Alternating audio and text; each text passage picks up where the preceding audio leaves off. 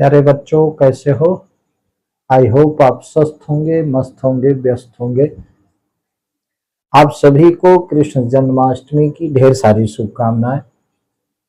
आज आप कृष्ण जन्माष्टमी मना रहे होंगे, 12 बजे तो कम से कम जगेंगे ही, तो उसी में आप थोड़ा थोड़ा मैथ भी पढ़ते रहे। मैं पहुंच गया कक्षा 10वीं विषय गणित में प्रश्नावली 4.1 में। यहाँ मैं आपको एक बात कह देता हूँ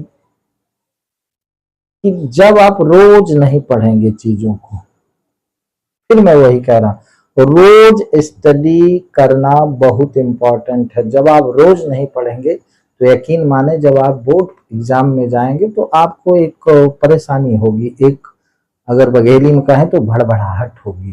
ठीक, आप घबराएंगे। इसलिए मेरी मानिए, रोज चीजों को क्लियर करते चलिए। ठीक है, तो हम पहुंच गए कहां? द्विघात समीकरण में। अगर आपने पढ़ा हो, अगर आपने ध्यान से देखा हो, तो द्विघात बहुपद में थोड़ा सा परिवर्तन कर दिया जाए तो वो हो जाता है द्विघात समीकरण। हमारा द्विघात बहुपद क्या था? पी एक्स बराबर A x square plus B x plus C. ये स्टैंडर्ड फॉर्म था द्विघात बहुपद का, जिसमें कहा गया था कि चर की घात धनात्मक पूर्णांक हो या कि जीरो। ठीक है, तो ये द्विघात बहुपद है। अगर हम पी एक्स बराबर जीरो कर दें, पी एक्स बराबर जीरो कर दें, मतलब क्या हुआ? अगर हम A x square plus B x plus C बराबर जीरो कर दें तो ये आपका हो गया द्विघात समीकरण। समीकरण में दो पक्ष होते हैं, बायां पक्ष दायां पक्ष। अब ये हो गया द्विघात समीकरण। समीकरण क्यों? इसमें दो पक्ष हैं। द्विघात क्यों? चर की अधिकतम घात 2 है। ठीक है, और यहां जैसा बहुपद में कहा गया था, यहां किस बहुपद में? द्विघात बहुपद में कहा गया था कि यहां ए बी और सी, ए बी और सी ये वास्तविक संख्याएं होंगी, वास्तविक संख्याएं होंगी, वास्तविक संख्याएं होंगी। ऐसा बहुपद में भी कहा गया है, द्विघात बहुपद में। लेकिन यहां लेकिन ए बराबर नहीं है जीरो के। ए अगर जीरो के बराबर हो जाएगा तो ये पूरा पद ही जीरो हो जाएगा, तब फिर ये द्विघात समीकरण नहीं रह जाएगा। अब द्विघात समीकरण जैसे अगर लिखा है 2x square minus x minus 4 बराबर जीरो, ये द्विघात समीकरण है। अगर इतना भर लिखा है 2x स्क्वायर धन 5x बराबर जीरो, तब भी ये द्विघात समीकरण है। अगर इतना भर लिखा है 2x स्क्वायर बराबर जीरो, तब भी ये द्विघात समीकरण है। अगर मात्र इतना लिखा है x स्क्वायर बराबर जीरो, तब भी ये द्विघात समीकरण है। ठीक है, लेकिन द्विघात समीकरण का मानक रूप ये है। अब आप सोचते होंगे कि x स्क्वायर बराबर जीरो सर ने लिखा है, इस मानक रूप में इसको कैसे लिखें? तो देख लें, मैं आपको क्या समझा रहा हूं। x स्क्वायर चूंकि द्विघात समीकरण है, तब इसको हम मानक रूप में कैसे लिखें? तो ऐसे लिखें, समझिएगा। मानक रूप में लिख रहे हैं किसको? एक्स स्क्वायर बराबर जीरो के। ये भी द्विघात समीकरण है। मानक रूप में कैसे लिखेंगे? एक्स स्क्वायर धन जीरो एक्स, बी यहां जीरो है, एक्स धन सी भी जीरो है बराबर जीरो। ये हो गया एक्स स्क्वायर को मैंने मानक रूप में लिख दिया। मानक रूप यही है, यहाँ b जीरो है, c भी जीरो है, ये बराबर जीरो है। तो इसमें x जो चर है उसकी अधिकतम घात 2, द्विघात समीकरण की अगर घात कहें तो 2 होती है। ठीक है, तो इन सब को, ये तो पहले से लिखा है मानक रूप में। मानक रूप क्या, चर की घात को घटते क्रम में लिख दे, वही मानक रूप है किसका, द्विघात समीकरण। कभी कभी समीकरण ऐसा भी लिखा रहता है, मान लो लिखा है कि 2x स्क्वायर ऋण 4 ऋण x, तो इसमें चर की घात घटते क्रम में नहीं है, तो इसको मानक रूप में पहले लिख लेंगे क्या, 2x स्क्वायर ऋण x ऋण 4, ये x की घात 1 यहां कर लेंगे। अब ये मानक रूप में हो गया, इस रूप में हो गया, ठीक। तो द्विघात समीकरण बहुपद px यानी पोलिनोमियल्स ऑफ x यानी बहुपद px ax स्क्वायर bx बराबर जब हम 0 रख देते हैं तो वो बन जाता है द्विघात समीकरण। वो द्विघात बहुपद के आगे द्विघात समीकरण बन जाता है। अब समीकरण इसलिए कहा गया क्योंकि समीकरण में एक बायां पक्ष होता है, एक दायां पक्ष होता है। समीकरण क्या है ये मैंने शुरुआत में आपको समझाया था, अब यहाँ समय व्यर्थ होगा, आप उसको देखिएगा, ठीक है। तो अब यहाँ ध्यान देने की बात है कि x की घात ये भी धनात्मक पूर्णांक है, ये भी, यहाँ चर की घात धनात्मक पूर्णांक होगी, तभी ये क्या होगा, द्विघात समीकरण होगा। अब प्रश्नावली 4.1 में आइए देखते हैं प्रश्न क्रमांक 1। और प्रश्न क्रमांक 1 में ये कहा गया है कि निम्नलिखित में से ये आपको बताना है कि कौन द्विघात समीकरण है कौन नहीं, ठीक है। तो द्विघात समीकरण कौन है, जिसमें x की अधिकतम घात 2 होनी चाहिए, a is not equal to 0, अर्थात x स्क्वायर का जो कोफिशियंट है, x स्क्वायर का जो गुणांक है वो 0 नहीं होना चाहिए, हमें ध्यान देना पड़ेगा। जैसे प्रश्नावली 4.1 का जांच कीजिए, पहला प्रश्न, जांच कीजिए कि क्या निम्न द्विघात समीकरण है। मैं प्रश्नावली 4.1 के पहले प्रश्न का पहला ही बता रहा हूं, वैसे मैं आपको बता दूं जब प्रश्नावली की शुरुआत होती है तब पहले प्रश्न ज्यादातर सरल होते हैं, ठीक है। तो सरल पहले बताओ, इसके बाद फिर 1-2 क्वेश्चन आपको बीच से बता दूंगा। लिखा है x धन 1 का स्क्वायर बराबर 2 गुणे x ऋण 3। इसको बताना है कि ये द्विघात समीकरण है कि नहीं। फिर मैं आपसे कहूं कि ये सर्वसंख्याएं आपको याद होनी ही चाहिए, कम से कम क्या, a धन b का होल स्क्वायर बराबर a स्क्वायर धन 2ab धन b स्क्वायर, और ये माइनस b का होल स्क्वायर बराबर a स्क्वायर ऋण 2ab धन b स्क्वायर। मैं आपको बता दूं, मैंने एक वीडियो में सर्वसमिका और समीकरण में क्या अंतर है ये भी मैंने बनाया है, आप उसको समझिएगा। ये सर्वसमिका है, ये समीकरण है, उसमें अंतर बड़े अच्छे समझ। तो ये a स्क्वायर ऋण b स्क्वायर बराबर a ऋण b गुणे a धन b, ये आपको याद होना चाहिए, ठीक है। इसी तरह से a धन b का क्यूब बराबर a क्यूब a की घात 3, ठीक है, धन 3a स्क्वायर b धन 3ab स्क्वायर धन b क्यूब। एक ये आइडेंटिटी 10वीं क्लास में याद होना चाहिए, ध्यान दीजिएगा। इसी प्रकार से हम लिखेंगे a ऋण b का, अच्छा इसको हम इस प्रकार से भी लिखा रहता है, ध्यान दीजिएगा, इसको हम इस प्रकार से भी लिख सकते हैं, क्या, a धन b का होल क्यूब बराबर ऐसा भी और बराबर ऐसा भी, a क्यूब धन 3ab into a plus b धन b क्यूब। मैं क्या कह रहा हूं, a धन b का क्यूब, क्यूब माने 3 घात 3, इसको ऐसे भी लिख सकते हैं, इसको ऐसे भी लिख सकते हैं, जैसी आवश्यकता पड़े। उसी प्रकार से a ऋण b का क्यूब बराबर a क्यूब, ठीक, माइनस 3a स्क्वायर b धन 3ab स्क्वायर ऋण बी क्यूब्ड। इसको हम कैसे लिख सकते हैं, ए क्यूब्ड ऋण 3ab इंटू ए ऋण बी क्यूब्ड, इसको ऐसा लिख सकते हैं।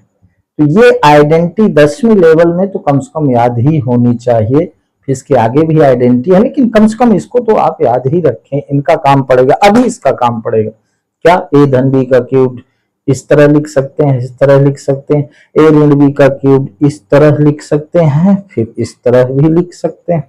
ठीक है, ध्यान दीजिएगा, अभी इसका काम आया क्या, इसको हमें जांचना है कि क्या ये द्विघात समीकरण है। तो चूंकि x धन 1 का स्क्वायर है, ये सर्वसमिका से इसको हम हल कर सकते हैं, तो हम हल कर रहे हैं। ठीक है, एक बार क्वेश्चन लिख लेते हैं, x धन 1 का स्क्वायर बराबर 2 इंटू एक्स ऋण 3, ऐसा।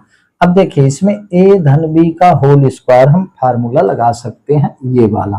ठीक है, तो ये इस रूप में लिखा है, इस रूप में लिख देना है। तो क्या लिख देना है, ए स्क्वायर यानी एक्स स्क्वायर धन 2 ए बी धन बी स्क्वायर, यहाँ ए एक्स है बी 1 है, तो ए स्क्वायर धन 2 ए बी धन बी स्क्वायर, तो ए स्क्वायर माने एक्स स्क्वायर धन 2 ए बी माने 2 गुणे एक्स गुणे 1 धन बी स्क्वायर बराबर इसका गुणा 2 का एक्स में गुणा तो 2x ऋण, ये धन है ये ऋण, तो धन ऋण का ऋण 2 3 6, ये हो गया।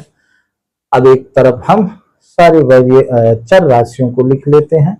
तो अब देखें एक्स स्क्वायर धन ये 2x 1 का गुणा 2x, ये इधर आया तो ऋण 2x, 1 का स्क्वायर 1 धन 6 बराबर 0।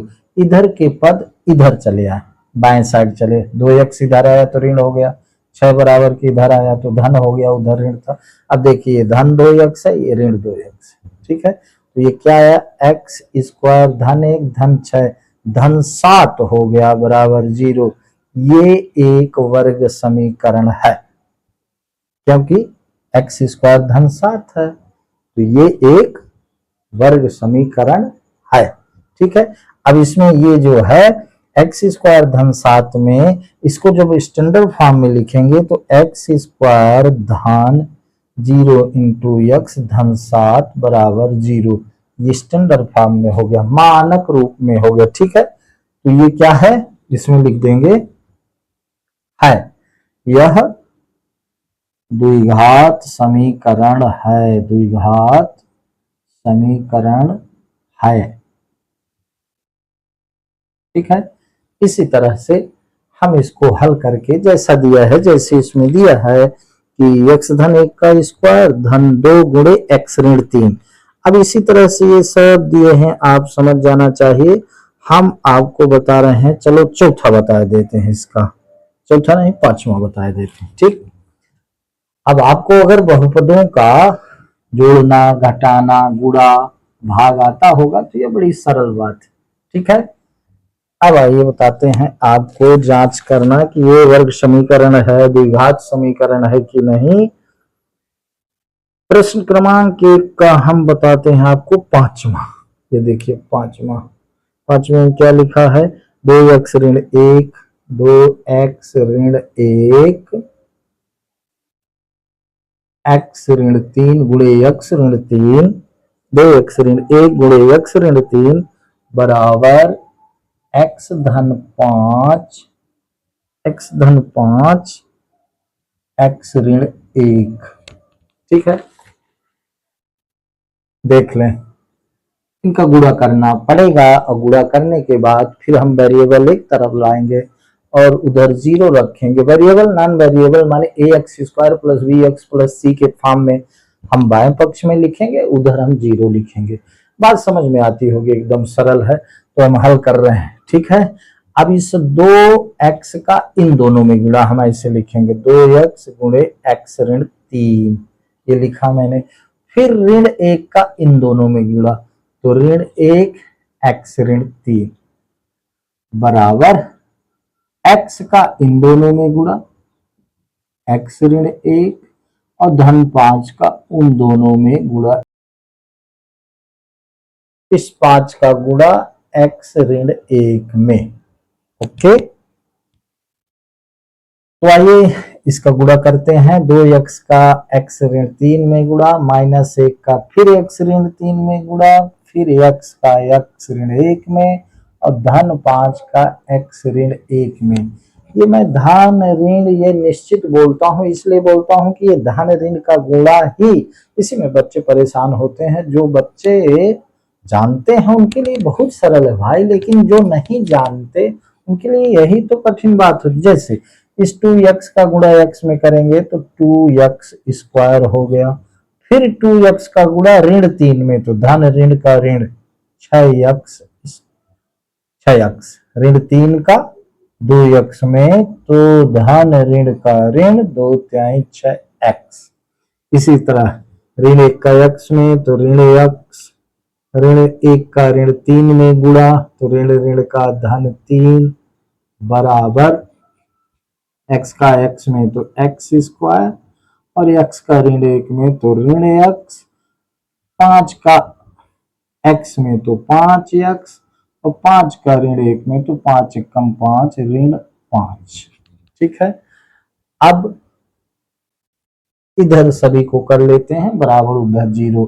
तो लाइक टर्म माने एक तरह के पद, जैसे एक्स स्क्वायर वाले पद हैं एक जगह लिखेंगे, एक्स वाले पद हैं वो एक जगह लिखेंगे, और जो कांस्टेंट टर्म है यानी जो संख्या है उनको एक जगह लिखेंगे। तो देखें 2x स्क्वायर और ये x स्क्वायर इधर आया तो ऋण x स्क्वायर हो गया, ये x स्क्वायर के दोनों पद हो गए भला। फिर ऋण 6x, ऋण x, ये ऋण x, फिर ये ऋण इधर आया तो धन x हो गया, और ये 5x इधर आया तो ऋण 5x हो गया। ओके, अब ये धन 3 क्योंकि बराबर के इधर है और ये इधर आया तो धन 5 बराबर 0 हो गया। बात समझ में आई? मैंने कहा सेम एक तरह के जो पद हैं उनको पास पास लिख देते हैं। ये पहले x स्क्वायर के पद, फिर x के पद, और इसके बाद ये कांस्टेंट टर्म संख्या। ठीक है, अब देख लें 2x स्क्वायर में x स्क्वायर जाएगा तो x स्क्वायर हो गया। अब ये 6, ये x धन है ये ऋण है कट गया, ऋण 6x ऋण 5x जुड़ा तो ऋण 11x हो गया। ठीक, आइए 5 3 8 हो गया बराबर 0 हो गया। इसको आप कह सकते हैं ये द्विघात समीकरण है, क्योंकि ये ax square plus bx plus c के फॉर्म में है, इसमें है लिख सकते हैं ये द्विघात समीकरण है। ठीक है, आपके उत्तर में ये प्रश्न में सिर्फ ये बताना है कि कौन द्विघात समीकरण है कौन नहीं है, मात्र ये बात इसमें अपने को बतानी है।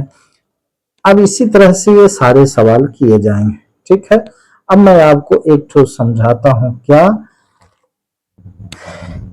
घात 3 वाले ये अभी आइडेंटिटी लिखी रहने देते हैं, आप इसको देखते रहिएगा, इसको लिख लीजिएगा, इसको याद कर लीजिएगा, नहीं तो फिर बाद में गोलुआ पढ़ ले मुनुआ पढ़ ले, नहीं बाद मारूबे नंबर के खातिर ओह कई दूसरे के कापी झकबे। ठीक है, ये करना पड़ेगा भाई, पढ़ना पड़ेगा, नहीं बाद में फिर यह दिक्कत होती। मैं आपको बताता हूं प्रश्न क्रमांक 1 का 3 3 6 7वां क्वेश्चन, 7वां 1 का क्या, 1 का हम 7वां आपको समझा रहे हैं। x धन 2 का, x धन 2 की घात 3 बराबर 2x गुणे x स्क्वायर ऋण 1। ठीक है, मैं आपको बता दूं ये x धन 2 की घात 3 है, इसमें ये आइडेंटिटी लगेगी a धन b की घात 3 बराबर ये होता है, ऐसे लिख देंगे। ये इस रूप में लिखा है, इस रूप में लिख देंगे और इधर गुणा कर देंगे, फिर पक्षांतर कर लेंगे, बस इतने से समझ में आ जाएगा कि ये द्विघात समीकरण है कि नहीं। मैं हल सीधे शुरू करता हूं। तो x धन कहें तो एक बार उसे लिख लेना चाहिए एक बार। x धन 2 की घात 3 बराबर 2x गुणे एक्स स्क्वायर ऋण 1। मैंने कहा बाबू यहाँ x धन 2 की घात 3 है, ये सर्वसम का इसमें प्रयोग हो। ठीक है, तो a धन b, यहाँ a के स्थान पर x है, b के स्थान पर 2 है, ध्यान दे दें। तो a क्यूब्ड मतलब x क्यूब धन 3 a स्क्वायर b माने x स्क्वायर b माने 2। ये डॉट जो है ये गुणा का चिन्ह है, ठीक है, यहाँ गुणा है। धन 3 ए बी स्क्वायर, ए के स्थान पर x, b के स्थान पर 2 का स्क्वायर, 3ab स्क्वायर धन b के स्थान पर 2 की घात 3 बराबर 2x का x स्क्वायर में गुणा तो 2x की घात 3 ऋण 2x। बस इतनी सी बात। ठीक, अब इसको एक बार हल कर लें। x की घात 3 धन 3 दूनी 6x स्क्वायर, ये हो गया, धन 2 दूनी 4, 2 का घात 2 है, 2 दूनी 4 12x धन 2 दूनी 4 दूनी 8, 2 की घात 3 है, 2 दूनी 4 दूनी 8, 3 बार गुणा, ये 8 हो गया। अब ये बराबर हो गया 2x की घात 3 ऋण 2x। ठीक, अब मैंने कहा था कि समान पद एक लाइक टर्म एक जगह लिख लेते हैं। x की घात 3 ये है, x की घात 3 ये है, तो x की घात 3 ये धन में है, इधर आया तो ऋण 2x की घात 3 धन 6x स्क्वायर। अब ये x स्क्वायर का एक ही पद है, ठीक है, तो 6x स्क्वायर, अब धन 12x, ये ऋण में है तो इधर आया धन 2x हो गया, ये धन 8 बराबर इधर आ गया 0। तो आप देख लें x क्यूब में x की घात 3 में 2x की घात, तो यहाँ ऋण x की घात 3 धन 6x स्क्वायर 12 2 14x, ठीक है, धन 8 बराबर 0। आपको बता दूं यह वर्ग समीकरण नहीं है। क्यों नहीं है? क्योंकि इसमें x की अधिकतम घात 3 है, x की अधिकतम घात 3, इसके कारण ये द्विघात समीकरण नहीं है। इसी प्रकार से हम इन सब को लगा लेंगे। बड़े सरल प्रश्न है, अगर आप सर्वसम का जानते हैं तो इन प्रश्नों को एक तरफ से बताने की आवश्यकता नहीं है। फिर भी आप अगर कमेंट बॉक्स में लिखते हैं कि सर ये वाला बताइए, ये वाला बताइए, मैं जरूर बताऊंगा, लेकिन मुझे ऐसा लगता है कि आवश्यकता नहीं है कि एक ये सारे सवाल आपको बताए जाएं। ठीक, अब आइए चलते हैं प्रश्न क्रमांक 2 में। प्रश्न क्रमांक 2, निम्न स्थितियों को द्विघात समीकरण के रूप में निरूपित कीजिए। द्विघात समीकरण के रूप में अपने को इनको लिखना, ठीक है। प्रश्न 1, प्रश्न क्रमांक 2 का पहला प्रश्न। अब मैं इन सर्व समकाओं को मिटा रहा हूं, आप इसको वीडियो रोक करके लिख लीजिए। प्रश्न क्रमांक 2 का पहला प्रश्न, जिसको द्विघात समीकरण में निरूपित करना आपको समझा रहे हैं। कैसे इस दिए गए कथन को समीकरण के रूप में कैसे व्यक्त किया जाए ये बता रहे हैं। एक आयताकार भूखंड का क्षेत्रफल 528 मीटर स्क्वायर है। क्षेत्र की लंबाई चौड़ाई के दुगुने से एक अधिक है। ध्यान दें, क्षेत्र आयताकार क्षेत्र है, भला आयताकार, आयत आप समझते होंगे, जिसकी आमने सामने की भुजा बराबर हो, सारे कोण 90 डिग्री के हो, 90 डिग्री के हो, उसके विकर्ण बराबर हो, आप उसको जानते हैं। तो एक आयताकार, इस बोर्ड के आकार का है, आयताकार क्षेत्रफल है जिसका क्षेत्रफल दिया है, भूखंड है आयताकार जिसका क्षेत्रफल दिया है, और कह रहा है उसकी लंबाई उसकी चौड़ाई के दुगुने से एक अधिक। चौड़ाई की दुगुने से एक अधिक है तो यहां मान ले, माना आयताकार भूखंड, आयताकार भूखंड की चौड़ाई x मीटर है, मीटर में दिया। अतः प्रश्नानुसार, प्रश्न जो कह रहा है प्रश्नानुसार मैं लिखता हूं, पूरा वो प्रश्न लिखने की आवश्यकता नहीं। अतः प्रश्नानुसार लंबाई बराबर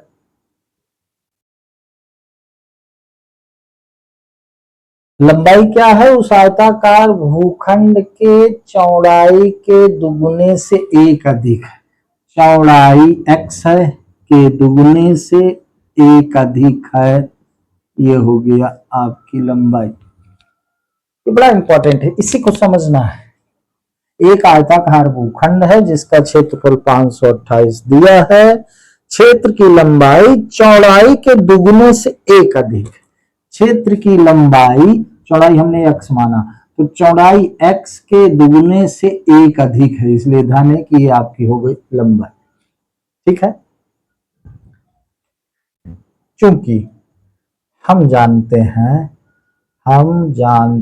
अब आगे का भाग, हम जानते हैं कि आयताकार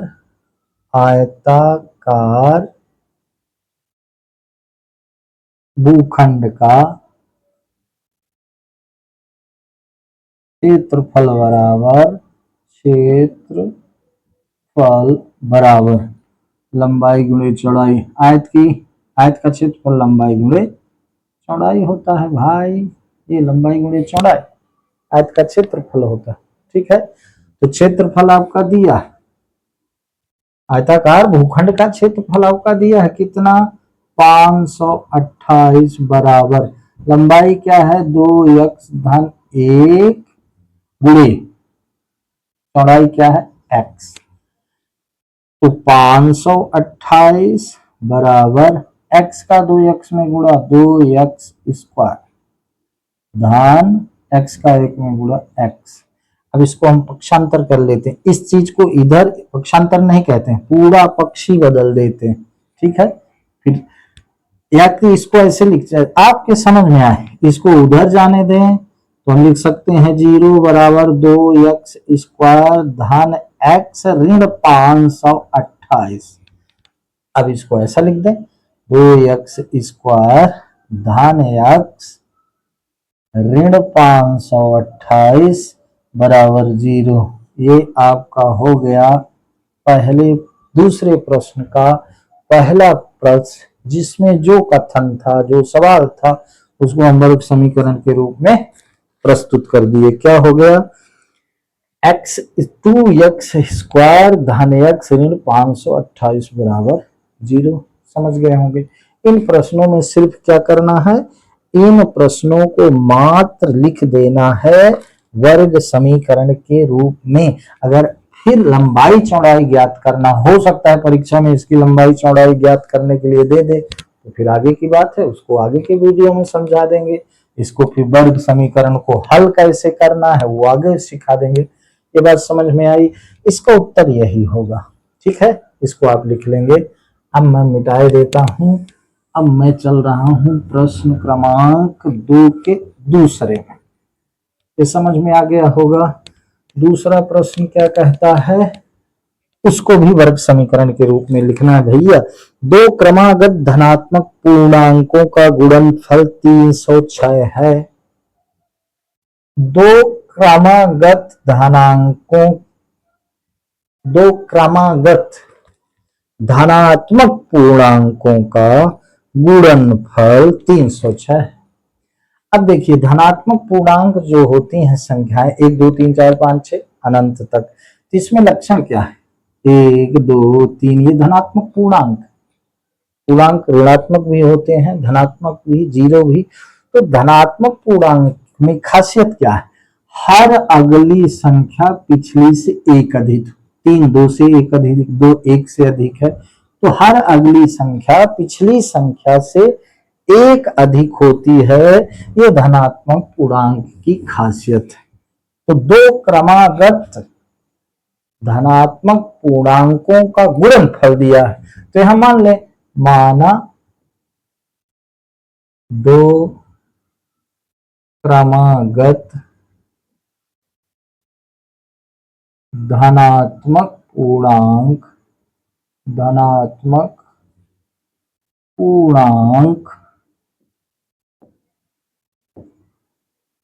क्रमशः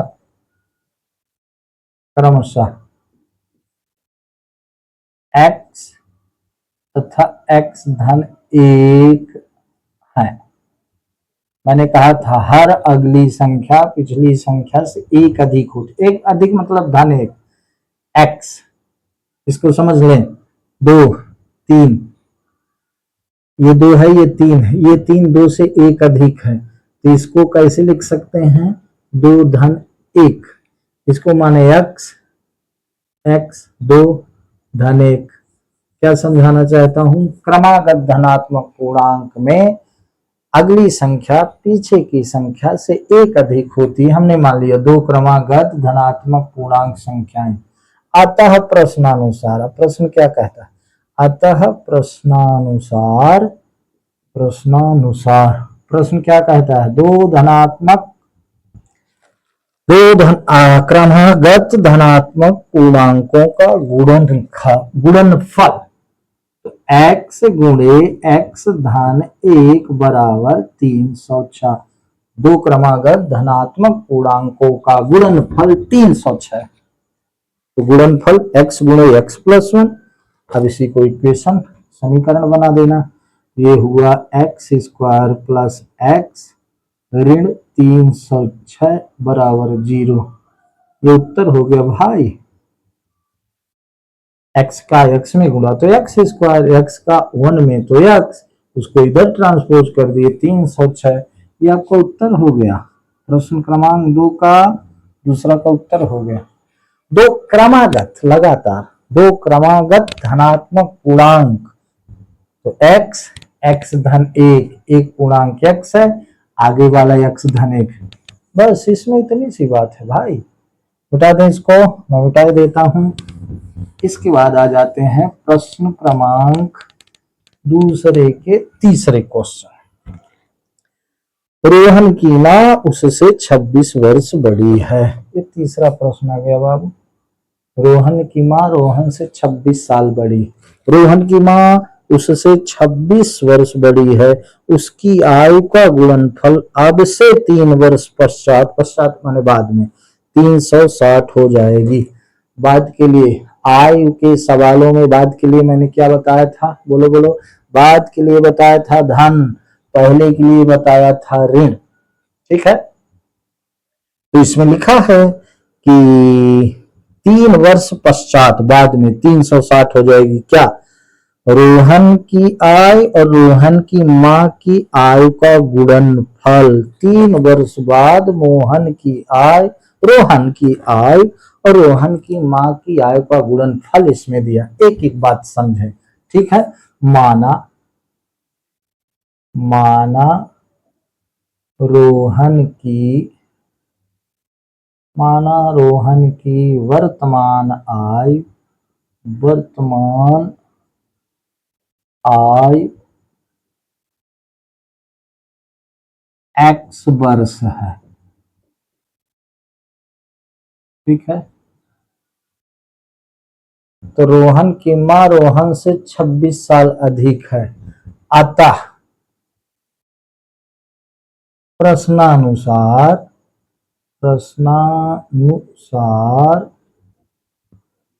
रोहन की मां की वर्तमान आय रोहन की मां की वर्तमान आय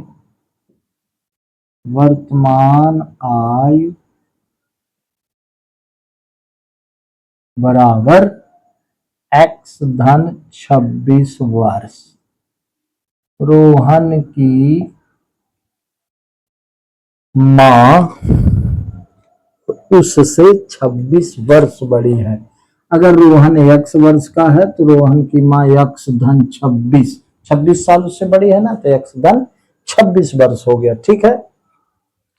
अब आगे कहता है उनकी आयु का गुणनफल अब से 3 वर्ष पश्चात, 3 वर्ष पश्चात, 3 वर्ष पश्चात, पश्चात कहें चाहे बाद में कहें, रोहन की आय, रोहन की आय 3 वर्ष पश्चात रोहन की आय क्या हो जाएगी भाई, x धन 3 वर्ष। ठीक है, बाद में, वर्तमान में x है तो बाद में आगे 3 साल बाद x धन 3 हो गई। और यही चीज वहां 3 वर्ष बाद, 3 वर्ष बाद रोहन की मां की आय, रोहन की मां की आय, 3 वर्ष बाद रोहन की मां की आय बराबर, वर्तमान में x धन 26 है तो x धन 26 धन 3 तो क्या हो गई x धन 29 वर्ष, 26 में 3 जुड़ गया 29 वर्ष हो गया। ठीक है, बात समझ में आ रही, वर्ष x धन 29 वर्ष हो गए, 3 वर्ष बाद रोहन की आय x धन 3 वर्ष और 3 वर्ष बाद रोहन की मां की आय x धन 26 धन 3 मतलब x धन 29 वर्ष हो गए।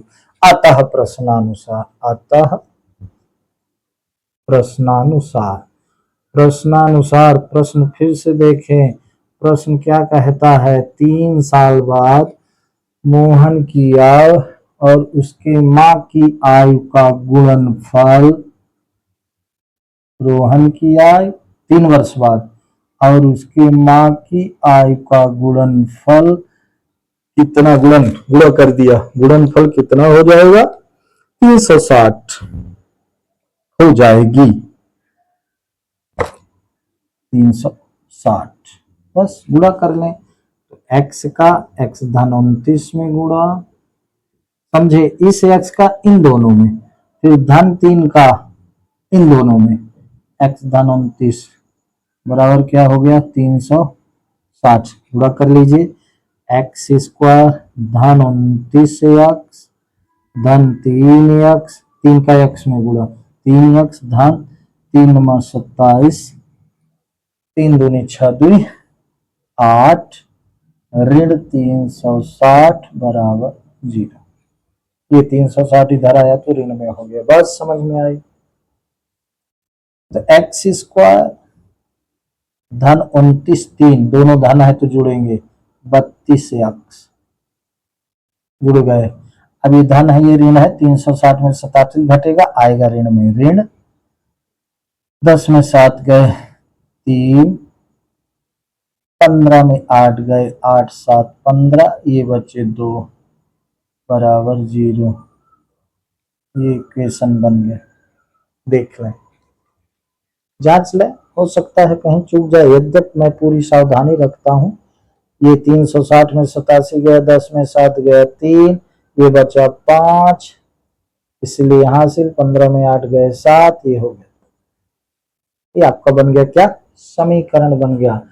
उस कथन को सवाल में जो कहा गया है उसको हम समीकरण के रूप में व्यक्त कर देते हैं, तो इस प्रश्न का ये उत्तर हो गया। चलिए एक प्रश्न और बचा है, मैं उसको पूरा कर देता हूं, इसके बाद आज का वीडियो खत्म करता हूं। क्या, प्रश्न क्रमांक 4 दूसरा का चौथा, इसको आप देख लें। ठीक है, थोड़ा सा समझिएगा और ध्यान से समझिएगा, बड़े इंटरेस्टिंग सवाल है। दूसरा का चौथा रेलगाड़ी और उसकी चाल से संबंधित है। अगर आपने सुना हो समय, दूरी और चाल के सवाल ना, एक रेलगाड़ी 480 किलोमीटर की दूरी समान चाल से तय करती है। यदि इसकी चाल 8 किलोमीटर प्रति आवर्स प्रति घंटा कम होती तो वह उसी दूरी को तय करने में 3 घंटे अधिक लेती। हमें रेलगाड़ी की चाल ज्ञात करनी है। चौथा प्रश्न, रेलगाड़ी की चाल ज्ञात करनी हो, वही मान लें, माना रेलगाड़ी की चाल, रेलगाड़ी की चाल x किलोमीटर पर आवर है, x किलोमीटर प्रति घंटा, आवर माने घंटा, इतना आप जानते होंगे, ठीक है। एक रेलगाड़ी 480 किलोमीटर की दूरी समान चाल से तय करती है, ठीक है। तो x किलोमीटर पर आवर उसकी क्या है, चाल, तो 480 घंटे, 480 किलोमीटर तय करने में वह कितना समय लेगी, हम ये लगा लें। अतः समय बराबर चाल बराबर दूरी बटे समय, चाल बराबर क्या होता है, चाल बराबर दूरी बटे समय होता है जी। अब हमको समय निकालना है, समय उठा के यहाँ कर दो, तो समय बराबर होगा दूरी बटे चाल, ये दूरी बटे चाल, ये चूंकि क्रॉस मल्टीप्लाई से गुणा हो सकता है, समय हमने यहाँ रख दिया, ये चाल रख दिया नीचे। अतः 480 किलोमीटर की दूरी तय करने में, दूरी तय करने में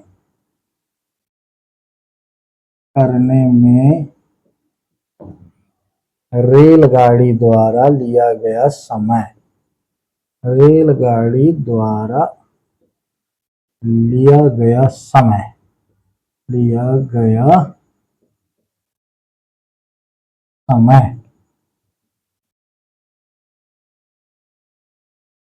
लिया गया समय, समय बराबर दूरी बटे चाल, चाल क्या है, x किलोमीटर पर आवर के गति से चल रही, चाल से चल रही, तो ये समय कितना लगा उसको,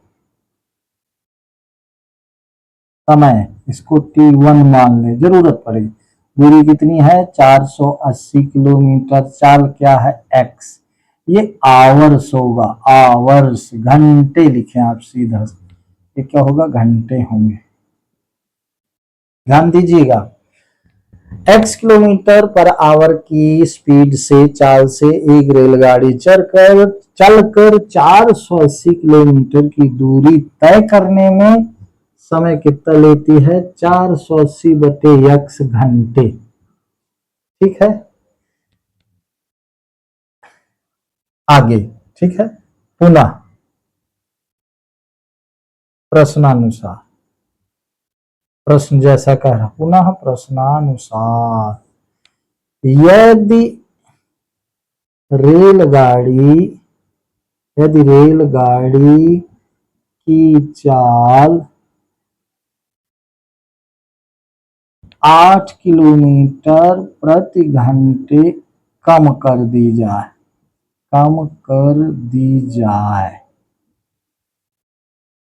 कम कर दी जाए, तब उसकी चाल होगी, उसकी चाल होगी x minus 8 kilometre per hour, ठीक है। इसलिए x minus 8 kilometre per hour की चाल से चलकर उसी दूरी को, 480 किलोमीटर ही दूरी को वो तय करती है, तो 3 घंटे ज्यादा लेती है, क्यों, उसकी चाल कम कर दी गई, तो उसी दूरी को, जिस दूरी को x किलोमीटर पर आवर के हिसाब से उसने तय किया था, 480 किलोमीटर की दूरी को, उसी दूरी को अब उसकी चाल कम कर दी गई, तो ज्यादा समय लगेगा, प्रश्न में दिया है 3 घंटे समय ले, अतः इसलिए समय बराबर, इसको t2 ले लें, दूरी 480 बटे 4 x माइनस 8, ये दूसरा समय आया 480 बटे इतने घंटे, ये दूसरा समय आया। अब बस एक समय ये है, एक समय ये है, यानी कि 480 किलोमीटर की दूरी तय करने में x किलोमीटर पर आवर की चाल से चल करके उसने 480 बटे x घंटे लिया। और जब उसकी चाल कम कर दी गई, 8 किलोमीटर पर आवर कम कर दी गई, तो उसकी चाल हो गई x ऋण 8। तो इस चाल से जब वो चली तो इसी 480 किलोमीटर की दूरी तय करने में उसने समय लिया, समय बराबर 480 बटे x ऋण 8 घंटे। तो ये भी समय है, ये भी समय है, ध्यान ये देना है, ये समय 3 घंटा ज्यादा है, ये 3 घंटा कम है। अब समीकरण बैलेंस कर दें, अतः इक्वेशन बन जाए, अतः 480 बटे x ऋण 8 बराबर 480 बटे x, ये दोनों समय हैं। प्रश्न कहता है जब उसकी चाल कम कर दी जाती है तो उसी दूरी को तय करने पर वो 3 घंटे ज्यादा ले। अरे यार, चाल कम कर दी जाएगी तो समय तो ज्यादा लेगा, सीधी सी बात है। समझना ये है कि ये समय ज्यादा है कि ये समय, इसमें ये चाल कम कर दी गई तो ये समय ज्यादा है। समय ये कितना ज्यादा है, 3 घंटे ज्यादा है, इसलिए इस समय में 3 जोड़ दें, ये दोनों समय बराबर। ठीक है, या तो इसमें 3 घटा दें तब बराबर हो जाएंगे, या तो इसमें 3 जोड़ दें तब बराबर हो जाएंगे। बात समझ में आई? अब बस इसी को ऐसे 480 बटे x माइनस 8 ऋण, ये पूरा इधर है, ऋण 480 बटे x बराबर 3, इसी समीकरण को सॉल्व कर लेना है। ठीक है, इतना आप लिख लीजिएगा। अब मैं थोड़ा मिटाऊंगा, उधर आपको समझाऊंगा। ठीक है, अब मैं आपको इधर समझा देता हूं समीकरण कैसे बनेगा वो। ठीक, देख लें, 480 बटे x, 480 बटे x ऋण 8 ऋण 480 बटे x, 480 बटे x बराबर 3। इसका हम एलसीएम लेंगे तो हो जाएगा x ऋण 8 इंटू एक्स। इसको इंटू नहीं करेंगे, इंटू में लिख देंगे। ठीक है, इसको इससे डिवाइड करेंगे, ये कट जाएगा, x बचेगा, x का इसमें मल्टीप्लाई, तो 480 x ये ऋण।